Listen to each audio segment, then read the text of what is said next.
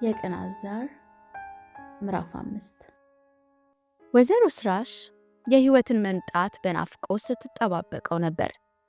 በጋርዳ ጥሩ ምሳ አዘጋጅታ በተሟላ መስተንግዶ ተቀበለቻት።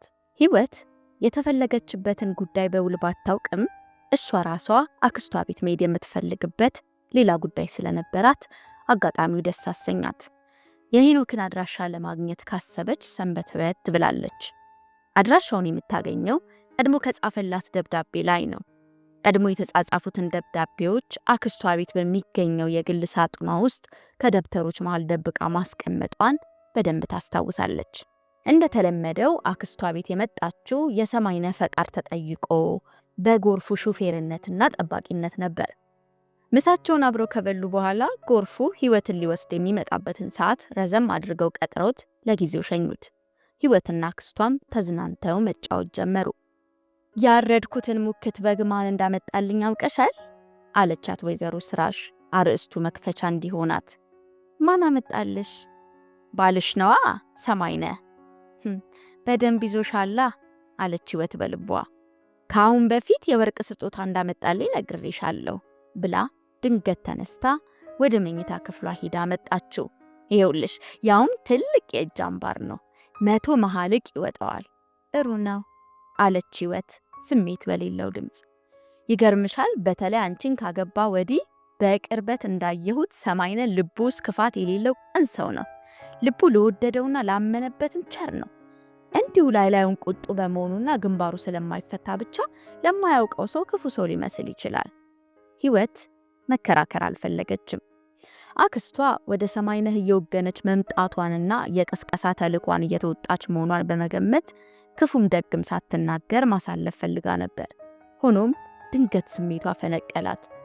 ለኔ ግን ሰማይነህ ክፉኛ ጨካኝ ነው። በአደባባይ ጥርሴን ከማውለቅ ሌላ ምን እንዲያደርገኝ ትፈልጊያለሽ? አሰነዛዘሩ ላይ ሰይጣን ተጨምሮበት ነው እንጂ ሊጎዳሽ አስቦ አልነበረም። በተፈጸመ ሁኔታ በጣም ማዘኑን ነግሬሻለሁ። ዱላዊ ክፋት እንዳይመስልሽ፣ የቅናት ነው። አብዛኛውን ጊዜ የሚቀኑ ባሎች ደግሞ ደጋጎች ናቸው። ቀናተኛ ስሜታቸው ግልፍተኛ ያደርጋቸዋል እንጂ ሆዳቸው ባዶ ነው። እኔ እንዲህ አይነት ደግነት አይገባኝም። ታዲያ ለኔና ላንቺ የስጦታ ማት ማዥጎድጎዱን ምን ትይዋለሽ? በተፈጸመው ነገር ልቡ ማዘኑን አያሳይሽም? ደብድቦ ካሳ መክፈል የክፎች ሽንገላ ዘዴ ነው። ለስጦታ እጁን ከሚዘረጋልኝ ልቡን ንጹህ ቢያደርግልኝ መርጣለሁ አለቻት በምሬት። እድም እንዳልኩሽ አሰነዛዘሩ ነው እንጂ ባል ሚስቱን የመቅጣቱ ነገር ድሮም ያለ ነው። ሚስቶቻቸውን በፍልጥ የሚያገላብጡ የወጥ ማማሰያውን ከእጇ ላይ ቀምተው የሚጀልጡ ባሎች እንዳሉ አውቃለሁ። በዚህን ጊዜ ሚስት ማክሮፋም ወግ ነው። በኋላ ካሳው ሲመጣላት ፈገግ ትላለች።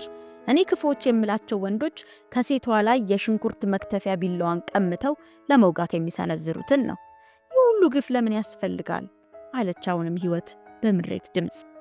ባልና ሚስቱ ከተስማሙ አብረው መኖር፣ ካልተስማሙ በሰላም መለያየት ነው እንጂ ሴቷ እንዳያ የምትደበደብበት ምንም ምክንያት የለም።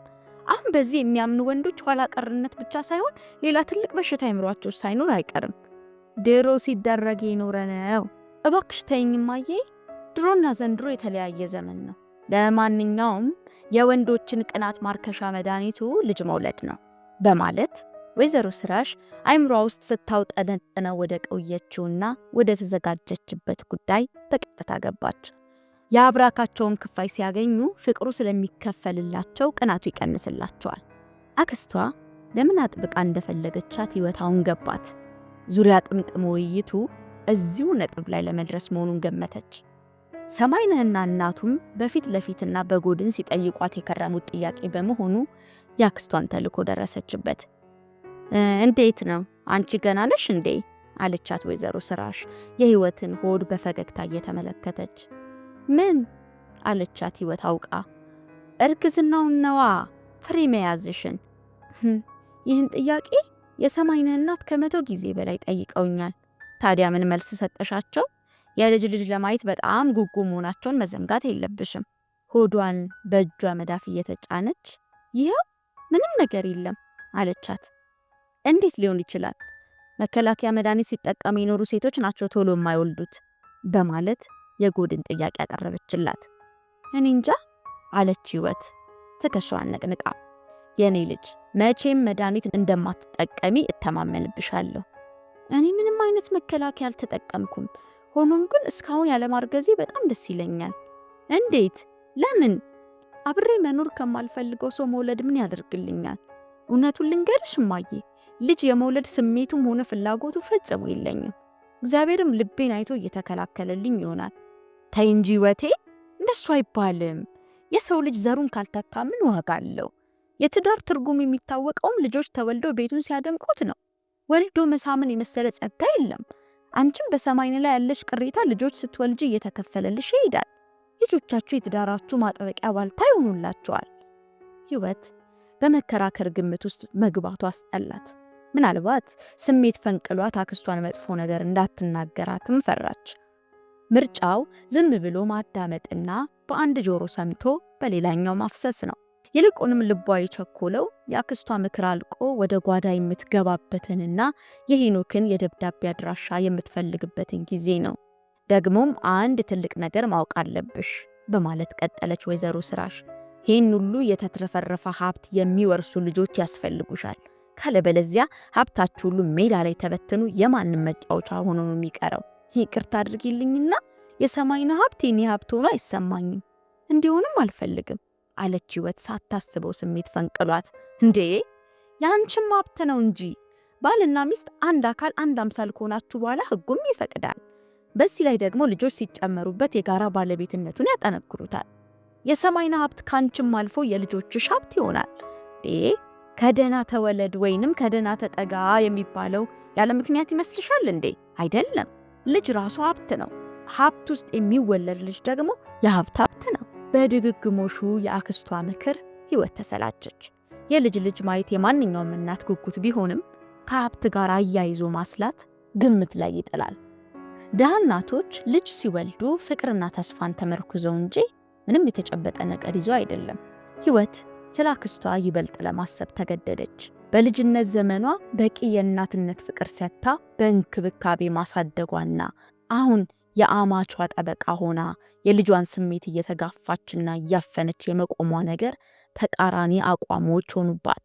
ለእርድ የሚዘጋጁ የቤት እንስሶችና የሚደልቡ ከብቶች በሐሳቧ ውስጥ መጡባት። በልጅነታቸው እንስሶች ፍቅርና እንክብካቤ የሚደረግላቸው በጥሩ ሁኔታ አድገው እንዲታረዱ ወይንም ሲሸጡ ደህና ዋጋ እንዲያወጡ ነው። ከብቶች የሚደልቡትን ሰብተው ቆማቸው እንዲቆረጥ እንጂ በፍጥሩነታቸው ታዝኑላቸው አይደለም ስትል አሰበች። ምናልባትም አክስቴ በጥሩ ሁኔታ ያሳደገችኝ አሁን ጥሩ ዋጋ እንዳወጣላት ይሆናል። ስሜቴን ያለመረዳቷና በእኔ ላይ መፍረዷ የሚያሳየኝ ይህንን ብቻ ነው በማለት አምርራ አሰበች። በሌላ በኩል ደግሞ አክስቷ ይህን ያህል ክፉ ያለመሆኗን ለጥቅም መታወሯም የተፈጥሮ ሳይሆን የውስኪ ቤት ስራዋ ያተረፈላት በሽታ መሆኑን ግምት ውስጥ በማስገባት ምሬቷን ለመቆጣጠር ሞከረች። የውስኪ ቤት ንግድ የመጣውን ሁሉ መብለጥን ይጠይቃል፣ ማትረፍን ይጠይቃል። በማንም ላለመበለጥና በተገኘው አጋጣሚ ሁሉ ለማትረፍ ማስላት እያደር ሰብአዊ ፍቅርን ሊቀንስና ፈጽሞ ሊያጠፋ ይችላል። ይህ ባህሪ ስር ከሰደደ የሥራ ሰዓትና የሰዎችን ሁኔታ ሳይለይ በማንኛውም ጊዜው ከውስጥ ብቅ ብሎ ሊያፈጥ ይችላል። አንዳንዴም ይሉኝታንና ምክንያታዊነትን ደምስሶ ሰዎችን ለጥቅም ብቻ የቆሙ አራዊት ያደርጋቸዋል። የሰው ፍቅር በፍቅር ንዋይ ሲተካ ለማንም ለምንም ደንታ ያሳጣል። ካልሆነ ሐኪም ዘንድ ሄደሽ ብትመረመሪስ በማለት ወይዘሮ ስራሽ ስትተነፍስ ሕይወትን ከሐሳቧ ባነነቻት። ለምኑ? ለእርግዝናው ነዋ። ሐኪሞች ዘዴውን ይነግሩሽ ይሆናል። የጤና ችግርም ካለ በሕክምና ያቀሉታል። ካገባው ገና አጭር ጊዜ ነው። ይህን ያህል አጣድፈው ዘዴ የሚያስፈልግ አይመስለኝም። ጊዜው እንኳ ፍሬ ለመያዝ የሚያንስ አይደለም። የባልና ሚስት ፍቅር ቀንሶ መሰላቸት ሳይከተል ፈጠን ብሎ ልጅ መስጠት ያስፈልጋል። ተመርመሪ፣ ግድ የለሽም፣ ምንም አይጎዳሽም ሕይወቴ። ሕይወት ሌላ ሐሳብ ውስጥ ገባች። ይህ ሁሉ ምክር ማሰራ ገመዴን ለማጥበቅ ነው አለች በልቧ። መጀመሪያ የፈተናት ሐሳብ በአይምሯ ውስጥ ለኩሳ እንዳሰረቻት አስታወሰች። የጥርሷን መውለቅ በአካለ ስንኩልነት ጋር ስታያይዝባት ሁለተኛው ማሰሪያ ሆነ። አሁን ደግሞ ልጅ መውለድ ሶስተኛውና ዋናው ማሰሪያ ገመድ ሆኖ እንደቀረበላት አድርጋ ወሰደችው። የእድሜ ልክ እስረኛ። ሞኛችሁን ፈልጉ። በአጋጣሚ ባረግዝ እንኳን ተደብቄ ያስወጣዋለሁ እንጂ ከሰማይነ ልጅ አልወልድም አለች በልቧ። ትሰሚኛለሽ ህይወቴ? አዎ ሰምቼሻለሁ እማዬ። መጀመሪያ ሰማንያ ራሱ ይመርመር። እሱማ ወንድ ነው እንዴ? ታዲያ ወንድ አይመክንም ያለው ማን ነው? እድ ክርክር ምን ያደርጋል? መጀመሪያ አንቺ ተመርመሪ እስኪ። መመርመሩ ችግር የለውም፣ እኔ ግን መውለድ የምችል ሴት መሆኔ ሙሉ በሙሉ ተማመናለሁ ብላ መልሷን አድፈንፍና አልፋ ከተቀመጠችበት ተነሳች። አሁንም ስሜቷን የወጠረው የሄኖክን አድራሻ ፈልጎ የማግኘቱ ሐሳብ ነው። አክስቷን በጨዋታ አዘናግታት ጎርፉ ተመልሶ ከመምጣቱ በፊት ወደ ጥንቱ መኝታ ክፍሏ ገባች። አክስቷ አላወቀችም። ወደ መጸዳጃ ክፍል የገባችን የመሰላት ህይወት የድሮ ሳጥኗን ከፍታ የትምህርት ቤት ደብተሮቿን ስታገላብጥ የሄኖክ ደብዳቤ ተጣጥፎ እንደተቀመጠ አገኘችው። ገና ውጭ ሀገር የሄደ ሰሞን የሚልኩላት ደብዳቤዎች በፍቅር ስሜት የተሞሉና የፍቅር እንባ ያረጠባቸው ነበሩ። ህይወት ሄኖክን በአካል ያገኘችውና ያየችው ያህል ልቧ ተሸብሮ ከደብዳቤው መሃል አለፍ አለፍ እያለች አነበበች። ህይወትዬ፣ የኔ ፍቅር፣ ናፍቆትሽ አላስቆም አላስቀምጥ ብሎኛል። ከተለየውሽ ጀምሮ አይምሮዬ ሰላም አላገኘም፣ ልቤም አልረጋ። ምግብ አልዋጥ ብሎኝ ጉሮሮዬ ላይ ይታገለኛል፣ እንቅልፍም ነስቶኛል። የባዕድ ሀገር ባዕድነቱ ከማን የሚበልጥ ለኔ ተሰምቶኛል። የኔ ቆንጆ፣ የኔ አይናማ ህይወትዬ፣ ናፍቆትሽን አልቻልኩትም። ሳስብሽ ውዬ ሳስብሽ አድራለሁ። ፈጽሞ ከሐሳቤ አጠፊ።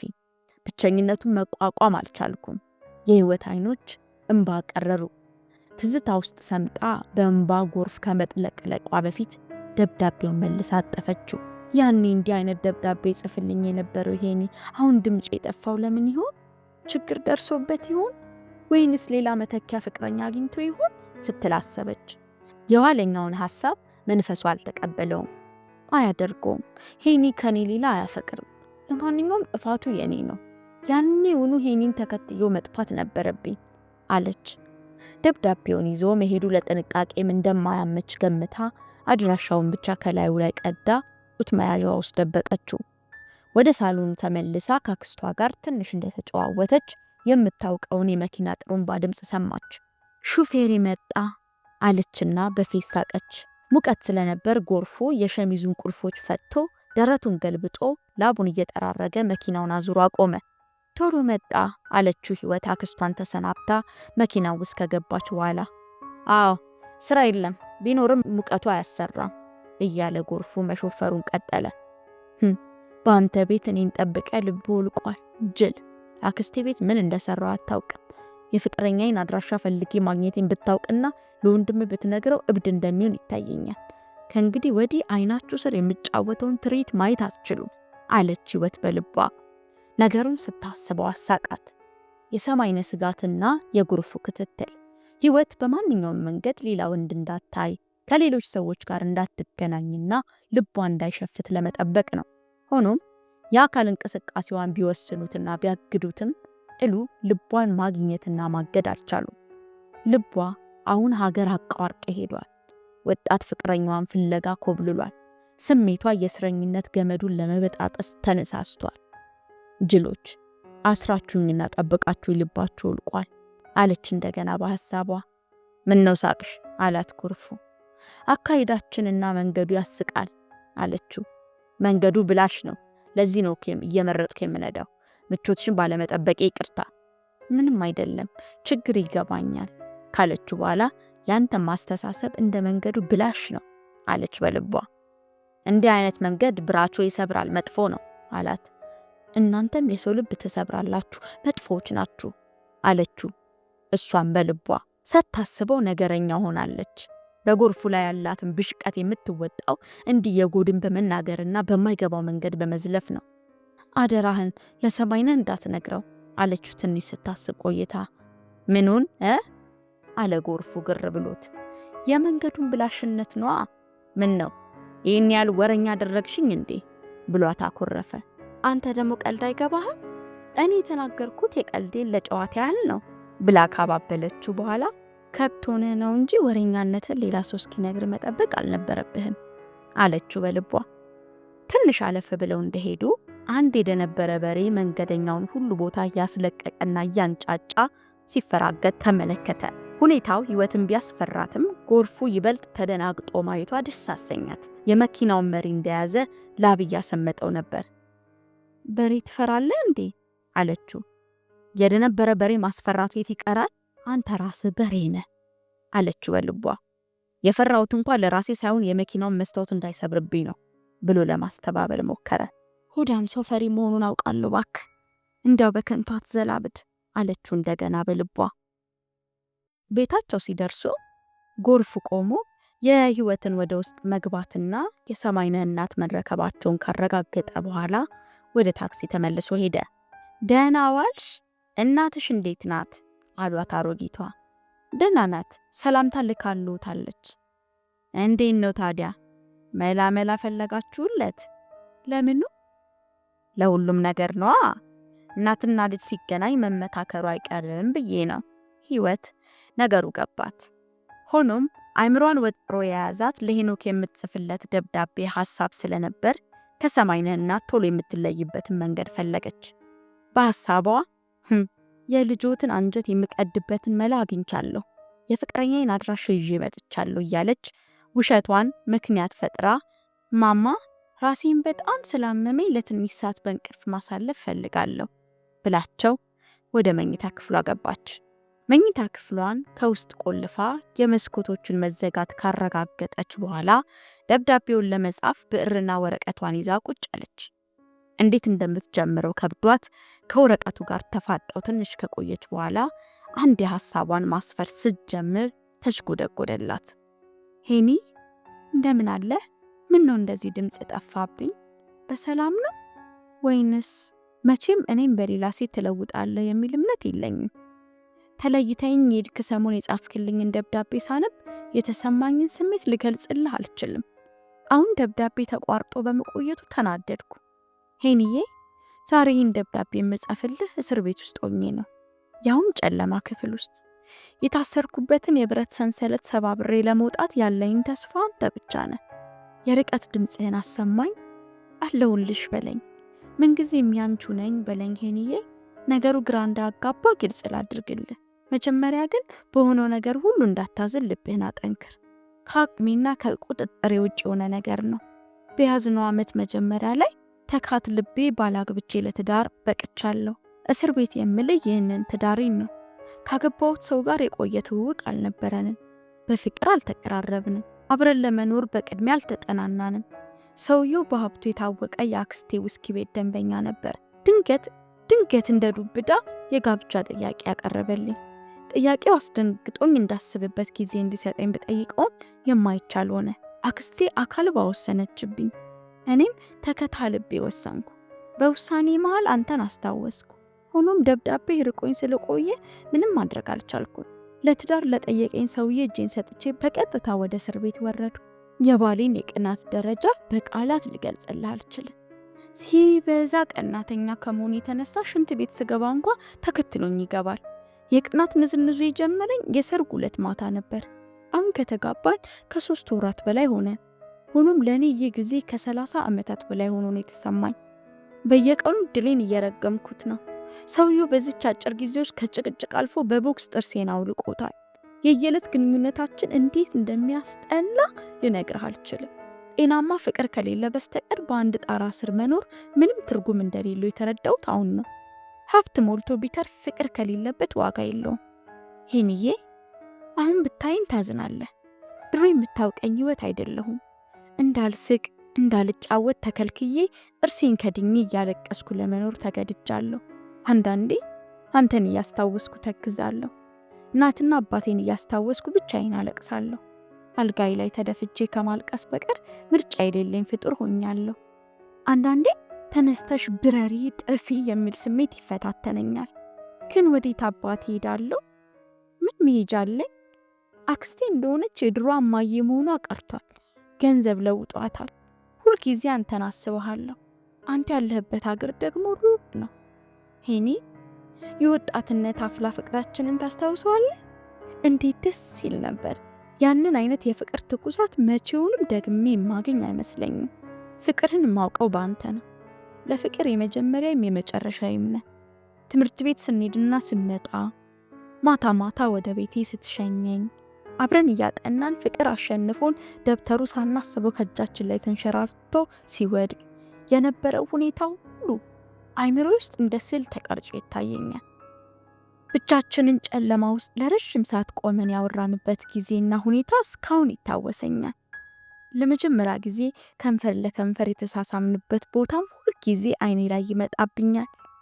ዘፈን ለማዳመጥ አውዘትረን የምንገባበት ካፍቴሪያ እስካሁን ትዝ ይለኛል። ከሁሉም በላይ ደግሞ ከከተማ ወጣ ብሎ ወደሚገኝ መናፈሻ የሄድለት።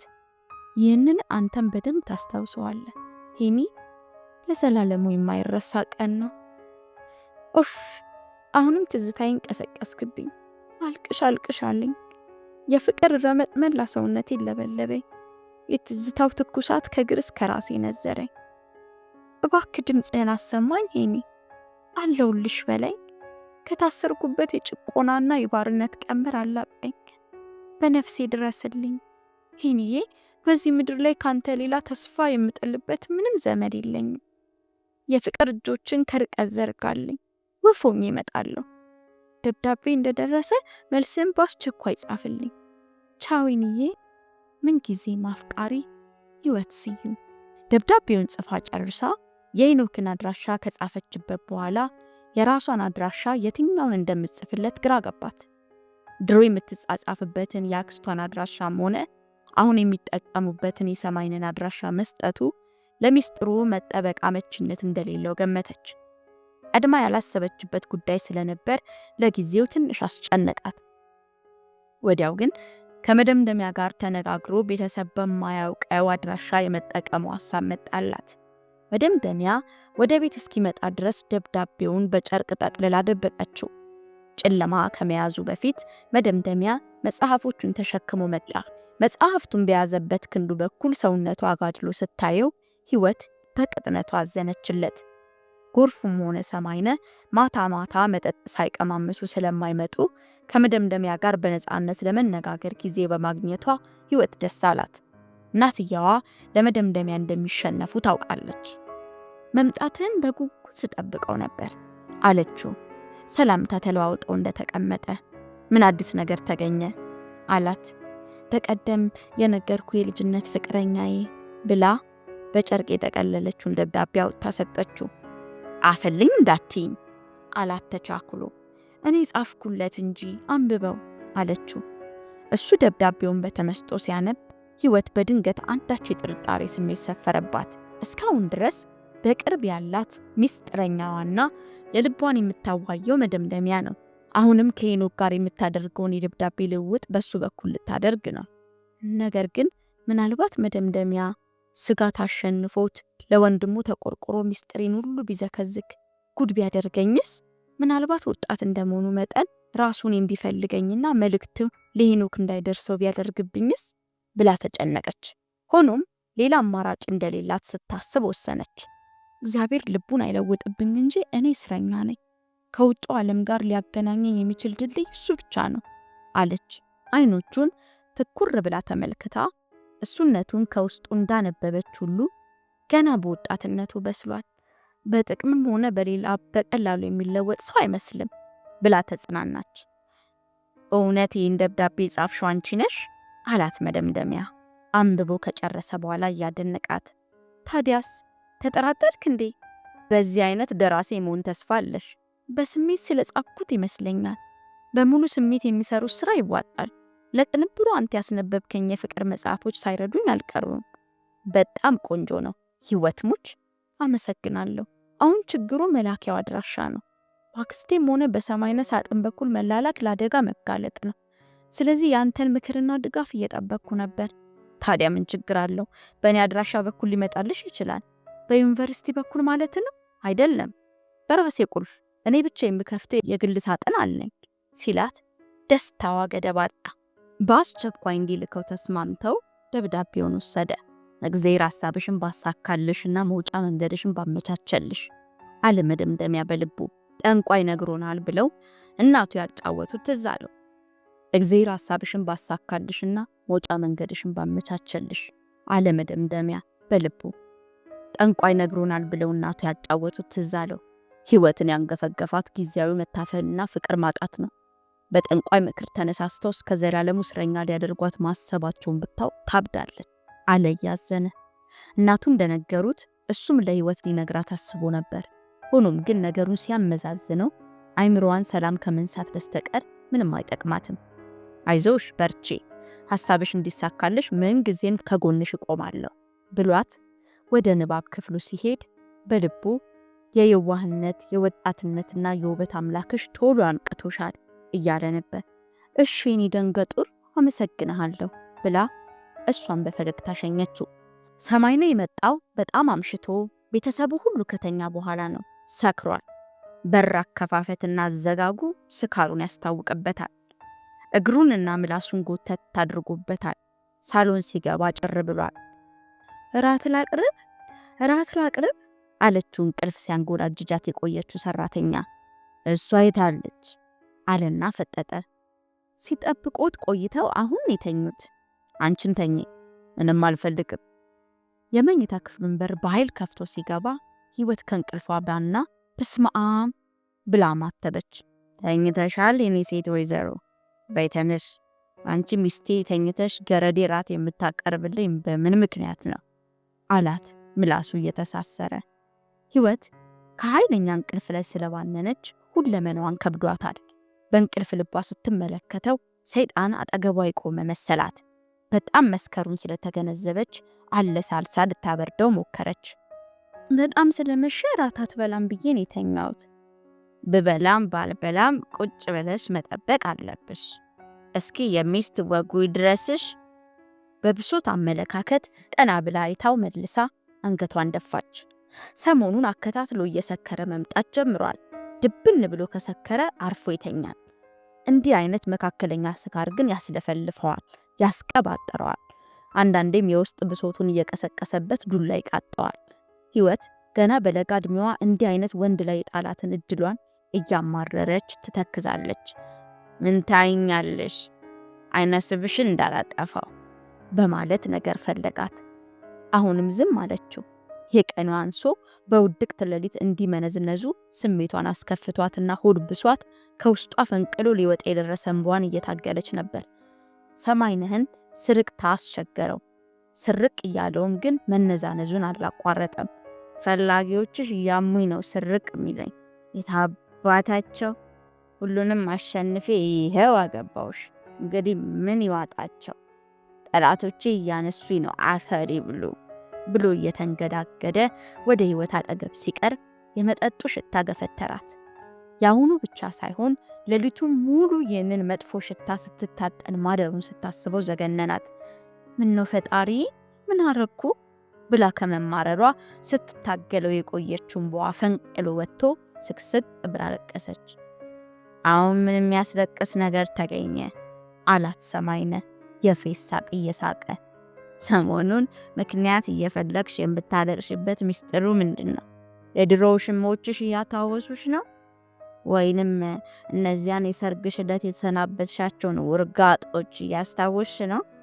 እናትሽ ቤት ስትገለፍጪላቸው የነበሩትንና የሚያሽኮረመሙሽን የውስኪ ደንበኞች እያስታወስሽ ነው? ወይንስ ያንን ወጠጤ ልብስ ሰፊ እያስታወስሽ ነው? ተናገሪ እንጂ ማን ትዝ ብሎሽ ነው እንደሚያስለቅስሽ? አይምሮ ውስጥ የተቀረጸ አንድ በጣም የሚጠላው ስም ትዝ አለውና ንዴቱን ቀሰቀሰበት። ስሙን አስታውሶ በሐሳቡ ደጋገመው። ሄኖክ ሄኖክ ሄኖክ። ወይንስ ያንን ድንግልናሽን የወሰደው ባለጌ እያስታወስሽ ነው የምታለቅሽው? እሱን እያስታወስሽ መሆን አለበት። አለቃቀስሽ ያስታውቃል። ከውስጥ እየፈነቀለ ነው የሚያስለቅስሽ። ያ ባለጌ ጎረምሳ ልብሽ ውስጥ ቀርቷል ማለት ነው። ልብሽን በሳንጃ ዘግዝኬ ካላወጣው እኔ ወንድ አይደለሁም። በድን ሰውነትሽ እኔ ቤት ተቀምጦ ለምብሽ የሚወሰልትበት ምንም ምክንያት የለም። ህይወት እንባዋን ውጣ ከንፈሯን እየመጠጠች አሁን ገና ጥርጣሬ ትክክል ሆኗል። ልቤ ባህር ማዶ ተሻግሮ ሄዷል። በድን አካሊኑ ካንተ ጋር የሚኖረው ይህን ሚስጥር ሰይጣን በጆሮ ሹክ ብሎ መሆን አለበት አለች በልቧ። ተናገሪ እንጂ መልስ የማትሰጭበት ምክንያት ንቀት ነው ወይንስ ምንድን ነው አላት ቁልቁል አፍጥጦባት። ምን አድርጊ ትለኛለህ? ኧረ ተው ሰማይነ፣ ግፍ ነው። የሚያስለቅስሽን ምክንያት ተናገሪ። አትሳቂ ብለህ ጥርሴን አወለከው። መሳቁን አቆምኩ። ጥርሴን ከድኛ ቀረቀርኩ። አሁን ደግሞ ማልቀስ ልትከለክለኝ ነው? ምን እንደሆንልህ ነው የምትፈልገው? አለችው በንዴት። እስካሁን ያላረገሽበት ምክንያት ደግሞ ምንድን ነው? ከኔ ከሰማይነ ልጅ አትፈልጊም ማለት ነው አላት አፉ ላይ እንደመጣለት። መሃን ከሆንሽ ንገሪኝና ወላዷን አምጥቻ አስቀምጣለሁ። ትችላለህ አለችው በግዴለሽነት አይነት ትከሻዋን ነቅንቃ። ግዴለሽነቷ አናደደው። አሁንም ጥጋብሽ አልበረደልሽም ማለት ነው። ገና በትዕቢት እንደተወጠርሽ ነው። ኦይ ግዴለ፣ ትዕቢትሽን አበርድልሻለሁ። ይህንን የምትኮሪበት መልክሽን አጨማድድልሻለሁ። ሰውነትሽን በጥይት በታትኝ ካፈር አደበላልቅሻለሁ እያለ ኮቱን አውለቀ። አዝማሚያው አላማራትም። በመጠጡ ላይ ንዴት ተጨምሮ የቅናቱ ዛር ሲነሳበት እንደሚሆነው የግንባሩ የደም ስሮች ተግተረተሩ። በምን መንገድ እንደምታባብለው ግራ ገባት። ስቃ እንዳታጫውተው መሳቅ ከልክሏታል። አልቅሳ ልቡን እንዳታባባው ማልቀስም ከልክሏታል። ከሁለቱ ውጪ ስሜት አልባ ደረቅ ፍጡር ሆና ስትቀርበው ደግሞ ግዴለሽነቷ ያናድደዋል። ተጨነቀች። ሰማይነ ከግል ቁልፎቹ መሃል በጣም ትንሿን መክፈቻ ለይቶ አውጥቶ ወደ አልጋው ራስጌ ሲሄድ ህይወት በአይኗ ተከተለችው። ድፍን የሚመስለውን የእንጨት አልጋ በቁልፉ ከፍቶ ሾጣጣ ሳጥን ስትመለከት ፈዛ ቀረች። እስካሁን ያላየችው ነገር ነው። የራስጌው የአልጋ እንጨት ማሰሪያ ቢቴ ከሚመስሉት ውስጥ አንደኛው ቁልፍ ሲሆን የሚስጥር ዕቃ ለመደበቂያ የተሰራ ነው። ሰማይነ ከአልጋው ሳጥን ውስጥ ክላሽንኮቭ መሳሪያ አውጥቶ ለህይወት አሳያት። ይኸውልሽ፣ በዚህ ነው ሰውነትሽን የምበሳሳልሽ። ህይወት በድንጋጤ ደነዘዘች። ሰውነቷ በፍርሃት ተንቀጠቀጠ። መጮህ አማራት። አንዴ እሪቷን አቅልጣው ሰዎች እንዲሰበሰቡላት አሰበች። ግን ማንን ረዳት ታገኛለች? የሰማይነ እናትና ጎርፉ ሬሳዋን ለማውጣት መድረሳቸውንም አጠራጠራት። መደምደሚያ ሊደርስላት ቢችል እንኳ ሰማይነ ደርቦ እንዳይመታው ፈራች። ከዚህ ሁሉ እጥ ብላ ትንፋሿን ውጣ በአይኖቿ ብቻ መለመኑን መረጠች። መሳሪያ የሚያስመዝዝ ምንም አይነት ጥፋት ባትፈጽምን ሰማይነህን የያዘው አባዜ በልበል እንደሚለው ገመተች። ምን አረኩ ሰማይነ? ምን አጠፋው? እኔ ላይ እበጣጠሳለሁ ብቴ በዚህ ነው የምበጣጥስሽ። እባክሱን መሳሪያ አስቀምጠው፣ ሰይጣን ነው። በዚህ ዓለም ላይ ከልብሽ የምትወጂውን ሰው ተናገሪ። አንተን ነው አለችው በደመ ነፍስ መሳሪያውን እንዲጥልላት ባይኖቿ እየተማጠነች። እኔን አትወጂኝም፣ ውሸትሽን ነው። እወድሃለሁ ሰማይነ፣ እውነቴን ነው። መውደድን አንተ ስለማታውቅልኝ ነው። የመሳሪያው አፈሙዝ ለህይወት ፍቅርን ሳይሆን ዘዴን አስተማራት። እንደ ወጣትነቷ እሳት ውስጥ ዘላ መግባትን ሳይሆን ከእሳት ውስጥ በዘዴ መውጣትን አሰላች። ሰማይነ እወድሃለሁ የሚለውን ቃል ሲሰማ ውሃ የፈሰሰበት ያህል ቀዝቅዞ መሳሪያውን አልጋው ላይ ወረወረው። ሳይታሰብ ስሜቱ ተለዋውጦ አይኖቹ በእንባ ተሞልተው አታሰቃይኝ ህይወት፣ አታሰቃይኝ፣ ውደጂኝ እባክሽ፣ ውደጂኝ፣ በቅናት አታቃጢኝ፣ ወይንም ግደኝና ገላጊ፣ ያውልሽ መሳሪያ ግደኝ እያለ በሚያሳዝን ሁኔታ ዘለባብዶ አልጋው ላይ ወደቀ። ምን አረኩ ፈጣሪ፣ እንዲህ አይነት ጉድ የምታሳየኝ አለች ህይወት። ሰማይነ መተኛቱን ካረጋገጠች በኋላ እጆቿን ወደ ላይ ዘርግታ እባክህ አውጣኝ፣ ከዚህ ስቃይ ገላግለኝ። መሳሪያውን የነበረበት ቦታ መልሳ አስቀምጣ እሷም ለመተኛት ሞከረች። ሆኖም ጭንቀትና ስጋት አይምሮዋን ስለወጠሩት እንቅልፍ ሊወስዳት አልቻለም። በዚያ ላይ ደግሞ ጎረቤት የሚቀሰቅሰው የሰማይነ ኩርፊያ ሰላም ነሳት። ምን አይነት ዓለም ነው እያለች እንዲሁ በሐሳብ ስትገላበጥ አደረች።